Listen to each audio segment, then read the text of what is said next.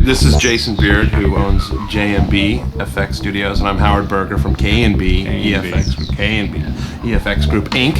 Here we are making a lot of blood and guts and mayhem for the movie Ghost Ship.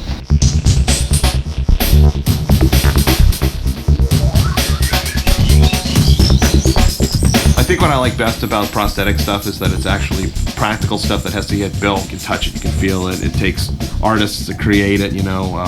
You have sculptors and mold makers and painters and mechanics and makeup artists, and you know, on this show it just happens to be bodies and a lot of gore stuff and all that. But it can be, you know, you can be on a show where you have to make monster stuff or a subtle makeup or an age makeup or something like that, an animal. And it also has that look about it on film as well that digital stuff doesn't have. It's got a raw texture to it. You know, we've seen so much CGI, we've seen so many uses of the technologies to create some of these supernatural things that we find that some of these things work better when you just go back to humans and go back to and have the frightening moments come out of something that people can really empathize with by feeling like, I think I'm talking to you. Are you human or are you a ghost?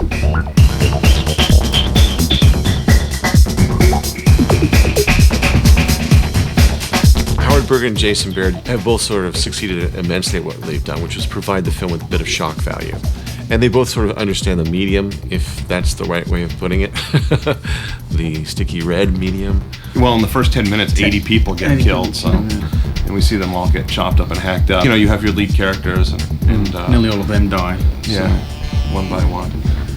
We had an initial storyboard sequence that Steve Beck had done, and we were asked to go back in and add to it, and make a little more sense out of the whole catastrophe of the opening of the film. This whole four-deck sequence, as it's called. The cut happens within, you know, less than a second. Whoosh, slices through all these people, 80 people, and then bodies fall apart in creative, comical, horrific ways. And Joel Silver kept referencing an effect that we worked on in 13 Ghosts, where this one character, Ben, who's the lawyer, gets sliced in half and just kind of first half slides down and then the second half slides down, and we see it all. And that got a really huge response in the film, and Joel wanted that times 80, times 100. Actually, originally it was everybody got decapitated, and then the studio went no decapitations. So then it went to slicing everybody here, and we wanted then to have the captain get it in a real specific way, something that was different than all the other people. And we thought, okay, he'll maybe bend down to save the little girl and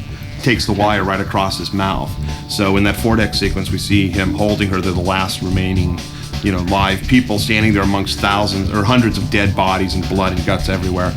And we look up at the captain, and this bloodline just kind of starts to grow, and he leans over and the top of the head falls off onto the little girl. And I mean, I don't know really what the difference is between lobbing somebody's head off and lobbing somebody's at the torso and having more blood and guts exposed and spray out. And then lobbing someone off at the mouth. Yeah, but that was a special thing we had to really sell Joel Silver on that one. You know, it's a combination of our stuff, our practical stuff, and then digital stuff that Photon here is responsible for. I think you have to start first with a couple of very sick puppets like Jason and Howard, you know, very sick men to come up with these concepts. The objective is to try and get an animated human-style face and subtle nuances of reactions and musculature on an otherwise inert prosthetic. We were able to determine how to make the actor from whom the prosthetic cast had been made move in the same way that the prosthetic would, or at least make their face move in the same way as the prosthetic face would move.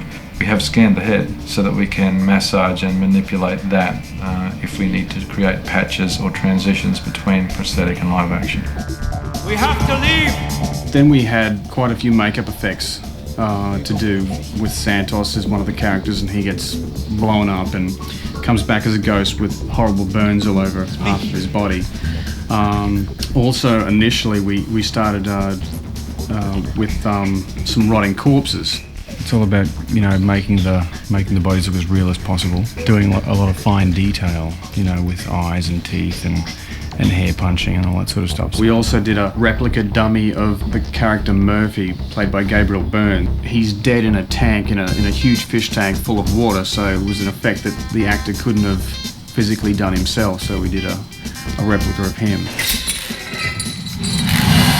There's an effect where Francesca, she gets a hook in the neck, so the hook comes flying through camera and digs her up under the chin and lifts her off her feet. And so we did it was a combination of rigging and stunts and myself to get her actually swinging backwards and forwards to look like, she was actually hanging by her neck. So we did a big prosthetic neck section and a fake hook and bloodlines and stuff. So that was, when we saw the rough cut of that, it was very, very cool.